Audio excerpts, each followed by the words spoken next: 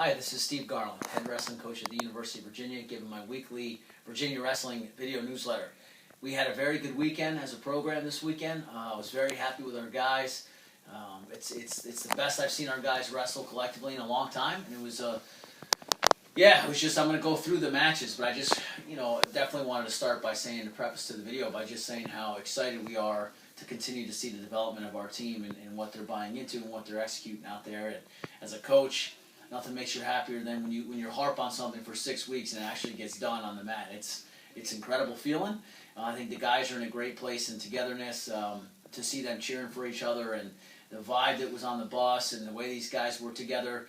The one day we had a day off, and to start the morning they did a team event or team activity where they just went in the hotel pool and played Marco Polo in the pool together. I mean, something as silly as that, but to see how happy they were together and then bonding together like that, it just was a good place. It was a good thing to see. So, just a very exciting time. And what I left them with on the bus, though, to jump ahead a little bit, was make sure that we don't get too high and make sure we understand that our story's not done being written yet, that we've got a long way to go, and that we absolutely have to continue to, just like we tell them to build a lead in the course of a match, that we need to keep building for the rest of this season now. And this is a great feeling. Enjoy it tonight, but tomorrow we have to figure out how we get better.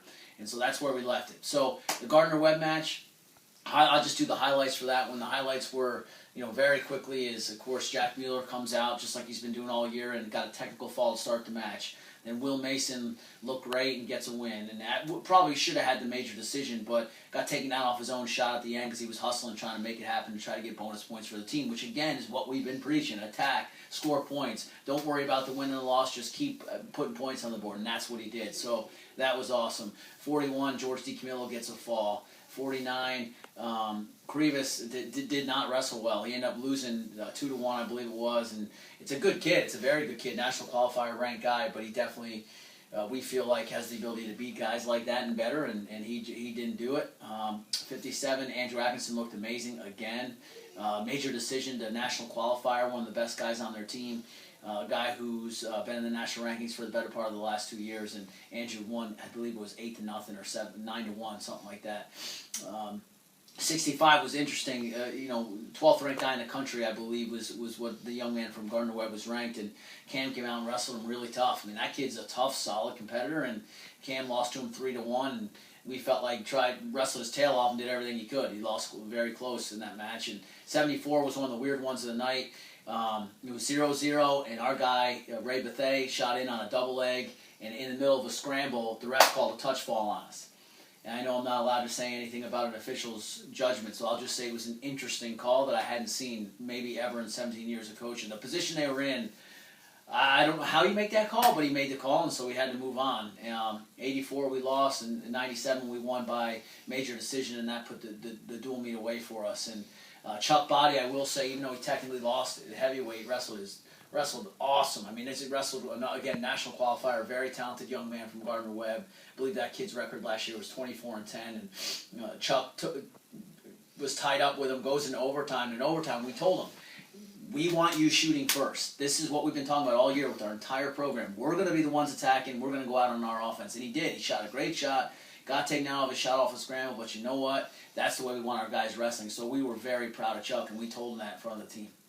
Then the Sunday against Chattanooga was where I thought our team came together the best I've seen all year and the best I've seen in a long time. It was incredible. I mean, it was just incredible the way our guys performed and competed. Right off the bat, Jack Mueller gets a technical fall. Then Will Mason gets a pin, and Will set the tone for the entire duel. Will takes the guy down, rides him, almost turns him, slaps a cradle on by the edge. And again, what we've been talking about is when you get a chance to get a guy on his back, you ice it. That's it. And he did. He rolled backwards, kept one toe in bounds, plants the kid, pins him, bench goes crazy. I looked over and everybody was euphoric. It was just so cool to see that story, a fifth year who's been banging for so long, to get that feeling and to see his face, look over. I joked with him on the bus. That's a memory he and I are going to have for a long time, because it was so goofy the way we hugged afterwards. It was one of the lamest hugs in the history of mankind. We were bumping chests and rubbing and just everything. We were just so excited. Two little kids hitting each other. So that was so cool, and then that just got it rolling. Then Georgie gets a pin, and Sammy rebounds and wrestles great, and for 2 periods actually was up gosh, I think he got 3 or 4 takedowns, and he almost turned the guy. He just did a really good job for those first 2 periods and ended up winning. Should have been a major, but ends up winning by 6. 57, Atkinson gets a fall, makes it happen, and then 65 and 74 were the big stories of the night because of all that momentum, because of the way the other guys competed before them. Cam Harrell comes out. He's losing 3-1 with less than a minute to go. The kid gets on what would be the winning takedown to ice the match. His legs up in the air. He's bouncing around for 40 seconds, fights it off, stingy as heck. That's another thing we've been preaching. Gets out of the position and turns the whole match around, goes for an inside trip, steps in, throws the guy to his back and pins him. And again, our bench goes crazy. It's this amazing comeback, this amazing turnaround against a very, very tough kid from Chattanooga. And then the next match, again, that carries momentum. And Ray Bethea is up at 74. He goes and beats a nationally ranked guy who's a national qualifier, returning national qualifier, and came back from behind to beat him as well. He was losing the whole match, 2 takedowns late, and 1 in overtime to win the match. It was just great. I mean, you can't ask for a better write-up than that. And so at that point, I'll stop there and just say that we were just really excited.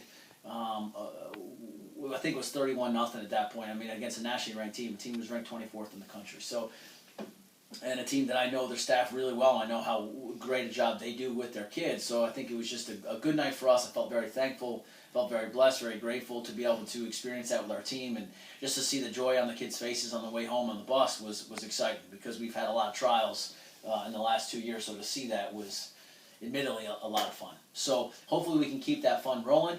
We have a weekend off. I don't have a weekend off. I'll be at the Ironman recruiting, and then I'll be at the Beast after that. Then the next thing up for us is December 21. We've got George Mason, the Rumble on the River in Richmond. We have a tremendous amount of support in that area. Please come out, whether you're at the beach or whether you're in Richmond area or beyond there. Definitely come out and support us that night. It's going to be a great way to end the semester. So more on that next week, and go Hoos.